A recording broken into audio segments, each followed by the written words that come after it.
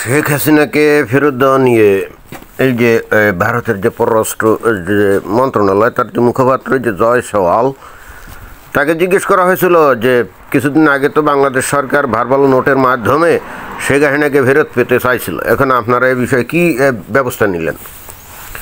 তো একেবারে clear cut এই জয় সওয়াল অবশ্যই তার নিজের বক্তব্য তো না, সরকারের বক্তব্য, যে ব্যাপারে তাদের কোনো বক্তব্য নেই, অর্থাৎ সোজা হিসাব শেখ হাসিনাকে বাংলাদেশে ফেরত পাঠানো হবে না। এখন এটার মাহাত্ম্যটা কি? তো তার আগে আমরা একটু তার এই বিষয়ে যে সংবাদ আমরা পেলাম সেটা একটু শুনি। বাংলাদেশের সাবেক প্রধানমন্ত্রী শেখ হাসিনাকে ফেরত দেয়া নিয়ে ভারতের নতুন করে কিছু বলার নেই বলে জানিয়েছে দেশটির পররাষ্ট্র মন্ত্রণালয়। বাংলাদেশের যে অনুরোধ, এগুলাকে কি আর ভারত পাত্তা দিছিল নাকি? যাই হোক, তারপরও ওই যে কি ভার্বাল নোট, তাই না, পররাষ্ট্র মন্ত্রণালয় থেকে বাংলাদেশের ভার্বাল নোট পাঠাইছিল, এগুলাকে তারা পাত্তা ফুত্তা দেয় নাই, এবং যে কারণে আসলে এটা নিয়ে তাদের বলারও কিছু নাই। বরং যে জিনিসটা মনে হচ্ছে তারা এখন নিশ্চয়ই নানা রকম মনে হয় প্ল্যান নিয়েছে, plan A, plan B, plan C, এরকম ওয়ান আফটার অ্যানাদার এ ধরনের নানা রকম প্ল্যান নিয়ে আছে। তো খবরটা আর একটু শোনা যাক। শুক্রবার সাপ্তাহিক ব্রিফিংয়ে এক প্রশ্নের উত্তরে মন্তব্য করেন ভারতের পররাষ্ট্র মন্ত্রণালয়ের মুখপাত্র রণধীর জয়সওয়াল। তা তো বুঝলাম, কিন্তু শেখ হাসিনাকে নিয়ে ভারতের কি প্ল্যান প্রোগ্রাম আছে এ বিষয়ে কি কিছু বলছে নাকি? ভারতের এরা তো আসলে ওই রকমভাবে প্রকাশ্যে কিছু বলে না, এদের পররাষ্ট্র নীতি কূটনীতি তো অনেক হার্ড এবং মানে খুবই শক্ত, মুখে কিছু বলে না, কাজ দিয়ে আসলে দেখায়, এটা তো আমরা জানি। এখন তো ভারতের কূটনীতি আমার মনে হয় যে ভারতের ইতিহাসে সবচাইতে কঠিন কূটনীতি এখন তাদের পররাষ্ট্র মন্ত্রণালয় থেকে এখন প্রণয়ন করে, এবং নট অনলি দ্যাট, কিছু যোগ্য লোকজনও তাদের সেই কূটনৈতিক দায়িত্বগুলো পালন করে, একেবারে কঠিন অবস্থা, তাই না?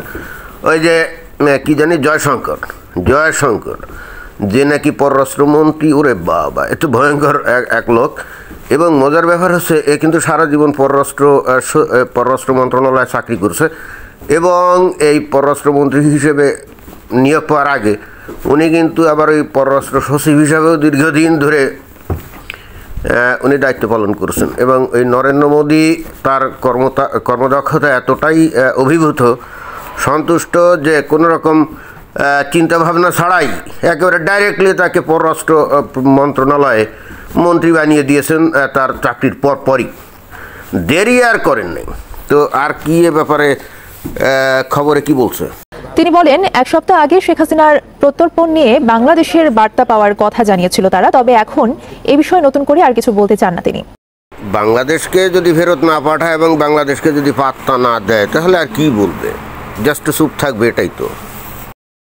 ব্রিফিংয়ে সনাতন ধর্মীয় নেতা চিন্ময় কৃষ্ণ দাসের জামিনের দাবি খারিজ নিয়েও প্রশ্ন করা হয় তাকে। এ সময় জয়সওয়াল বলেন, চিন্ময় কৃষ্ণ দাস ন্যায় বিচার পাবেন বলে আশা করছেন তারা। হায়, খেয়ে দে কাম নাই, তোমরা যেমন শেখ হাসিনাকে ফেরত দিবে না, এবং এ বিষয়ে যেহেতু তোমাদের কোনো নাই, তোমাদের কোনো বক্তব্য নাই, তার মানে তোমাদের মনের মধ্যে প্ল্যান যে শেখ হাসিনাকে আবার হয়তো প্রধানমন্ত্রী হিসাবে বাংলাদেশে পুনঃপ্রতিষ্ঠা করা, এটাই তো, এটা তো আমরা বুঝি। তো যেহেতু বাংলাদেশের অনুরোধকে তোমরা পাত্তা দাও না, তো বাংলাদেশেও কিন্তু তোমাদের অনুরোধকে পাত্তা দিবে না। অর্থাৎ ওই যে তোমরা বললে না, এই যে পররাষ্ট্র মন্ত্রণালয়ের যে মুখপাত্র, সে কি বললো যে চিন্ময় কৃষ্ণ দাস ন্যায্য বিচার পাবে বাংলাদেশে, খেয়ে দেয়ে কাম আছে নাকি? বাংলাদেশের ন্যায্য বিচার বলে কোনো কিছু আছে নাকি? এবং নিরপেক্ষ কোনো বিচার টিচার আছে নাকি? আগে এই যে আওয়ামী লীগের আমলে তারা নিজেদের পছন্দনীয় বিচারক নিয়োগ করতো, এবং তখন তাদের পক্ষে রায় যাইতো অধিকাংশ, তাই না? তো 5 আগস্ট পরবর্তীতে এখন তো আগেরগুলাকে তো ঝেঁটিয়ে বিদায় করছে, এখন হচ্ছে বিএনপিপন্থী, জামাতপন্থী, বিশেষ করে জামাতপন্থী বিচারপতিরা খুব বেশি নিয়োগ পেয়েছে। এখন এরা কি চিন্ময় কৃষ্ণ দাসের পক্ষে কি রায় দিবে নাকি বা জামিন দিবে নাকি? না, বাংলাদেশ সরকার এদেরকে পাত্তাই দিবে না। অর্থাৎ ভারতের এই কি ন্যায্য বিচার পাওয়ার এই দাবিটা, এটা পাত্তাই দিবে না। যাকে আসল ঘটনা হচ্ছে, তাহলে শেখ হাসিনাকে তো তারা বাংলাদেশে ফেরত পাঠাচ্ছে না, তাহলে তারা করতে যাচ্ছে কি? এ নিয়ে তো আগে অনেক ভিডিও বানিয়েছি, বলেছি নানা রকম প্ল্যান পরিকল্পনা ভারতের আছে, কিন্তু এখন পরিস্থিতি যা দাঁড়িয়েছে আমার কাছে মনে হয় যে একেবারে অ্যাডামেন্টলি ভারত চেষ্টা চালাচ্ছে শেখ হাসিনাকে পুনরায় বাংলাদেশে প্রধানমন্ত্রী হিসাবে নিয়োজিত করার জন্যে। এবং তার কিছু ফলাফল আমরা দেখতেও পাচ্ছি যে এতদিন এই যে অন্তর্বর্তীকালীন সরকারের পিছনে বিশেষ করে বিএনপি এবং জামায়াতের ব্যাপক সাপোর্ট ছিল, কিন্তু জাস্ট এক সপ্তাহ যায় নাই, এর মধ্যেই কিন্তু এই বিএনপি এই সরকারের এগেনস্টে মোটামুটিভাবে ব্যাপকভাবে সোচ্চার এবং একই সাথে এই যে সমন্বয়কদের বিরুদ্ধে কিন্তু কথা বলাও শুরু করছে। এবং তার সাথে বড় কথা হলো এইবার কিন্তু এই যে জামায়াতের বিরুদ্ধেও কিন্তু ভীষণভাবে সোচ্চার। জামায়াতকে এই বিএনপি নেতা কি বলছে, খুর পার্টি, আর কি বলছে, আর রক কাটা পার্টি না। এটা কিন্তু দীর্ঘদিন ধরে এই বিএনপি কিন্তু কখনো বলতো না। এখন আমার কাছে যেটা মনে হয় এই শেখ হাসিনা চলে যাওয়ার কারণে বাংলাদেশের একটা দুর্দান্ত উপকার হয়েছে অন্তত রাজনৈতিক ক্ষেত্রে, এবং যেটা সম্ভবত মানুষের চিন্তা জগতে একটা বেশ ভালো প্রভাব ফেলবে। সেটা হচ্ছে যে প্রকৃতপক্ষে বর্তমানে বাংলাদেশে কারা নাকি স্বাধীনতা এবং মুক্তিযুদ্ধের পক্ষে আর কারা বিপক্ষে এটা একেবারে প্রকাশ্যে চলে আসছে। আগে কিন্তু ওই যে ধরি মাছ নাসুই পানি জাতীয় কথাবার্তা বলতো, কিন্তু এখন বিষয়টা কিন্তু আর এরকম নাই, একেবারে প্রকাশ্যে চলে আসছে। এবং এক্ষেত্রে আমরা দেখলাম যে বিএনপি এইবার প্রকাশ্যে তারা যে স্বাধীনতার পক্ষের শক্তি, অতীতে তাদের নিয়ে যত কথাবার্তা বলাই হোক না কেন, এবার প্রকাশ্যে এসে প্রমাণের চেষ্টা করছে। এবং তার জন্যই বস্তুত জামায়াতের বিরোধিতা তারা করছে, যেটা কিন্তু গত মানে 15-20 বছর ধরে কিন্তু দেশের মানুষ এটাই আশা করছিল। এবং আওয়ামী লীগও বস্তুত এটাই আশা করতো যে বিএনপি যদি মুক্তিযুদ্ধের পক্ষের দল হয় তাহলে তারা মুক্তিযুদ্ধের বিরোধিতাকারী যে জামায়াত ইসলাম তাদের সাথে সখ্যতা করে কি করে, তাদের সাথে জোটটা বাঁধে কি করে। এবং এটা নিয়ে দেশের মানুষও কিন্তু অনেকটাই দ্বিধা বিভক্ত ছিল। এবং এই বিএনপির কারণেই কিন্তু বস্তুত এই বাংলাদেশে মুক্তিযুদ্ধ বিরোধী যে চেতনার উন্মেষটা সম্ভব হয়েছে। কারণ বিএনপির মতো মুক্তিযুদ্ধের পক্ষের শক্তি যদি জামায়াতের মতো স্বাধীনতা বিরোধী যে শক্তি, যেটা অর্থাৎ 1971 সালে জামায়াত তো স্বাধীনতার বিরোধিতা করছিল, তো মুক্তিযুদ্ধের পক্ষের শক্তি বিএনপি যদি স্বাধীনতা বিরোধী শক্তির সাথে মিলেমিশে চলে তাহলে দেশের মানুষের কাছে কী বার্তা যায়? এই বার্তাই যায় যে বস্তুত স্বাধীনতা বিরোধী হতে কোনো অন্যায় নাই, এবং খুব ইজিলি বাংলাদেশের মানুষ স্বাধীনতা বিরোধীদের পক্ষও নিতে পারে, সেটাতেও কোনো সমস্যা নাই। এবং এই জন্য একটা ভিডিওতে আমি অলরেডি বলছি যে এই আওয়ামী লীগের বিশেষ করে শেখ হাসিনা যে বাংলাদেশকে মৌলবাদী ধর্মান্ধতার দিকে নিয়ে গেছে, বিশেষ করে যে হেফাজতকে কোলে টেনে নিয়ে, এরও কারণ কিন্তু এই এতদিনকার এই বিএনপির হঠকারী সিদ্ধান্তের কারণে, হঠকারী রাজনীতির কারণে, তাই না? তো শেখ হাসিনার পতনের পর একটা উপকার যেটা হলো, অ্যাটলিস্ট জাতি বেঁচে গেল। এখন প্রকাশ্যে চলে আসছে কারা মুক্তিযুদ্ধের পক্ষে এবং কারা বিপক্ষে। এখন বাংলাদেশের মানুষই কিন্তু ডিসিশন নেবে যে তারা আসলে কাদের পক্ষে থাকবে। তারা কি বাংলাদেশকে আবার পাকিস্তানে মিলায় ফেলবে, অর্থাৎ পাকিস্তানের সাথে মিশে গিয়ে বাংলাদেশকে মানে আবারও পূর্ব পাকিস্তান বানাবে, নাকি তারা স্বাধীন সার্বভৌম দেশ হিসাবেই থাকবে যারা তাদের মুক্তিযুদ্ধকে নিয়ে গর্ব করবে, তাই না, অহংকার করবে? একটা জিনিস বুঝতে হবে যে প্রত্যেক জাতির কিছু কিছু অহংকারের বিষয় থাকে, প্রত্যেকটা জাতির কিন্তু কিছু কিছু অহংকারের বিষয় থাকে, ক্লিয়ার? কিছু কিছু গর্ব অহংকারের বিষয় থাকতে হবে প্রত্যেকটা জাতির। এই বাংলাদেশের সেই বিষয়টা কি? বাংলাদেশের সেই বিষয়টা হলো এই মুক্তিযুদ্ধ, অর্থাৎ এখানে বাঙালিরা বীরত্ব সহকারে পাকিস্তানি সৈন্যদের বিরুদ্ধে যুদ্ধ করে দেশ স্বাধীন করছিল, এটা কিন্তু একটা গর্ব এবং অহংকারের ব্যাপার। কিন্তু বাংলাদেশের মানুষ ভুলেই গেছিল যে এটা একটা গর্ব এবং অহংকারের ব্যাপার। যেমন আমেরিকার গর্ব এবং অহংকারের ব্যাপার কি? তাদের ওই যে 1700 মনে হয় 76 সাল, যে তারা যে এই ব্রিটিশ থেকে তারা স্বাধীনতা পাইছিল, ওটা কিন্তু তাদের গর্ব এবং অহংকারের ব্যাপার। এবং প্রত্যেকটা জাতির কিছু কিছু ব্যক্তিত্ব থাকে যাদেরকে নিয়ে কিন্তু সেই জাতি গর্ব অহংকার করে, এবং দেশের মানুষও তাদেরকে আদর্শ মানুষ মনে করে। যেমন আমেরিকাতে জর্জ ওয়াশিংটন সেরকম একজন ব্যক্তি যাকে নিয়ে আমেরিকা গর্ব করে, তারপরে আব্রাহাম লিঙ্কন যাকে নিয়ে গর্ব অহংকার করে, তাই না? ভারত যেমন তাদের জওহরলাল নেহেরু এবং ওই যে বিশেষ করে মহাত্মা গান্ধী তাদেরকে নিয়ে গর্ব অহংকার করে। নট অনলি দ্যাট, ইন্দিরা গান্ধীকে নিয়েও কিন্তু গর্ব অহংকার করে।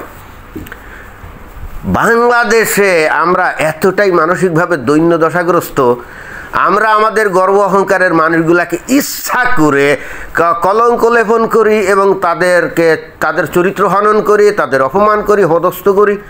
তা যদি না হয় তাহলে চিন্তা করে দেখেন 5 আগস্ট পরবর্তী সময়ে এই যে বঙ্গবন্ধুর মুরাল ভেঙে খান করলো, তাই না? তার বাড়ি 32 নম্বর যে বাড়ি সেটাকে আগুন জ্বালিয়ে দিল এবং জুতার মালা দিল, তাই না? চিন্তা করে দেখেন বাংলাদেশের মানুষই তাদের যে নায়ক, মহানায়ক, তাকে কিন্তু অপমান অপদস্থ করছে, তাই না? চিন্তা করে দেখেন এইভাবেই কিন্তু একটা জাতি এবং দেশ ধ্বংস হয়ে যায়। কারণ যে জাতির কোনো গর্ব অহংকার করার মতো কোনো কেউ থাকে না, তখন সেই জাতি হয় দিকভ্রান্ত। বাংলাদেশের মানুষ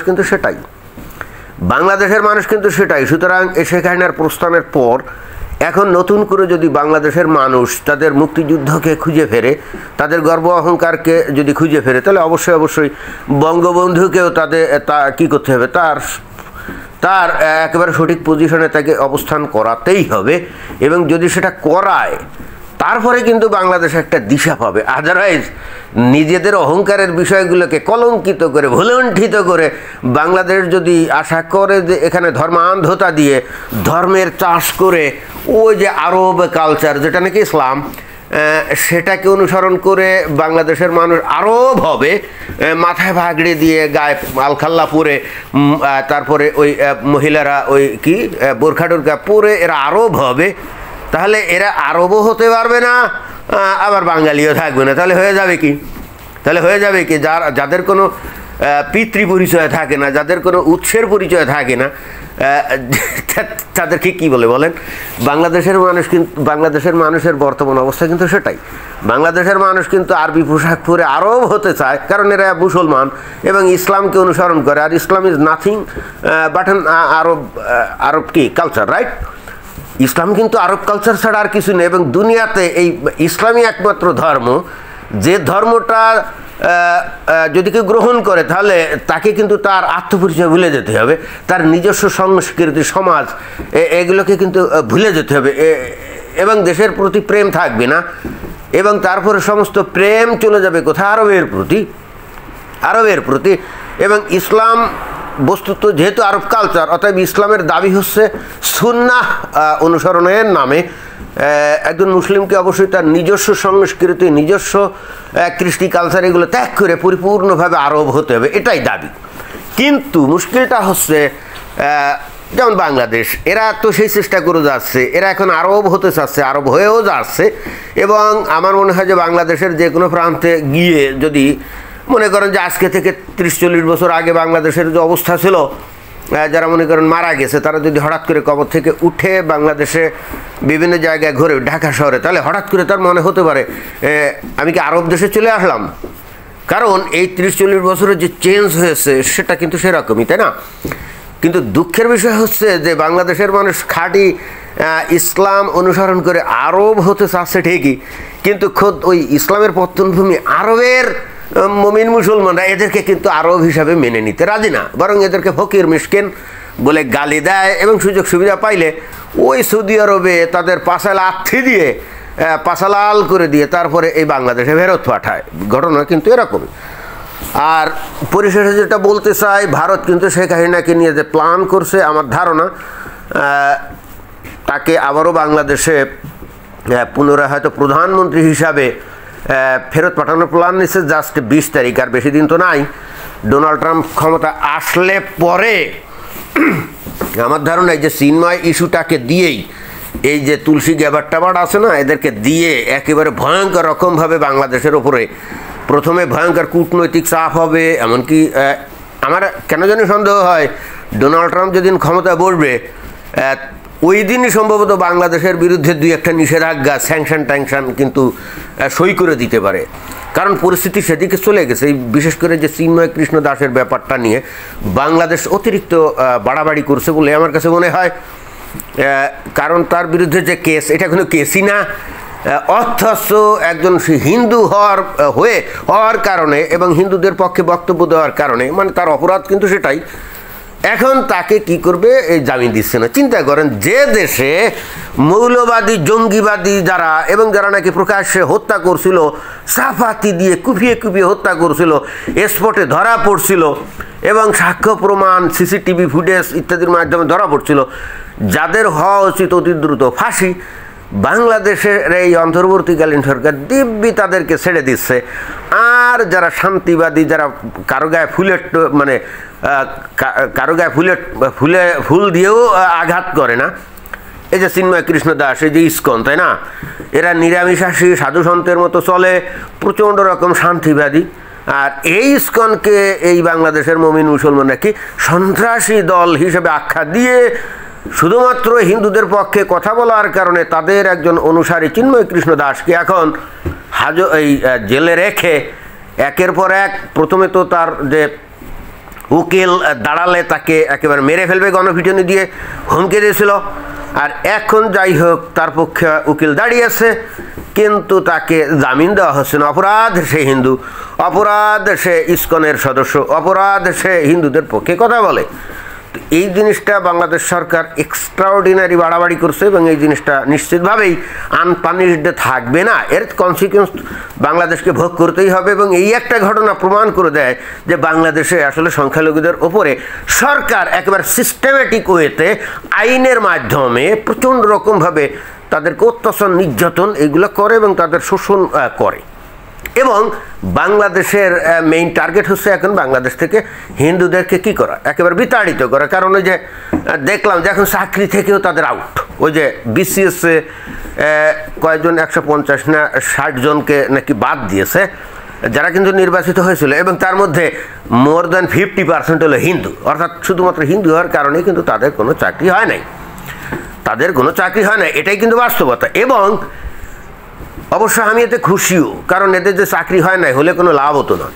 এই বাংলাদেশে এ পর্যন্ত এই যে সরকারি চাকরিতে হিন্দুর সংখ্যা কিন্তু ভালোই, কারণ তারা তো পড়াশুনো করে, যেখানে কম্পিটিটিভ পরীক্ষা হয় ওই সমস্ত পরীক্ষাতে তারা কিন্তু পরীক্ষা দিয়ে ভালো ফলাফল করে কিন্তু চাকরি পায়। কিন্তু পাইলে কি হবে, এদের কাছে গিয়ে কোনো হিন্দু কখনো উপকৃত হয় না, একেবারে কখনোই না। এই হিন্দুগুলো, এই যারা নাকি দেখবেন যে অনেক মানে সরকারি চাকরিতে আছে, বিসিএস দিয়ে অতীত হয়েছে, একেবারে এদের কাছে হিন্দুরা গেলে কখনো হিন্দুরা এদের কাছ থেকে কোনো সাহায্য পেত না। কারণ হচ্ছে এরা মানসিকভাবে প্রচণ্ড দুর্বল থাকে।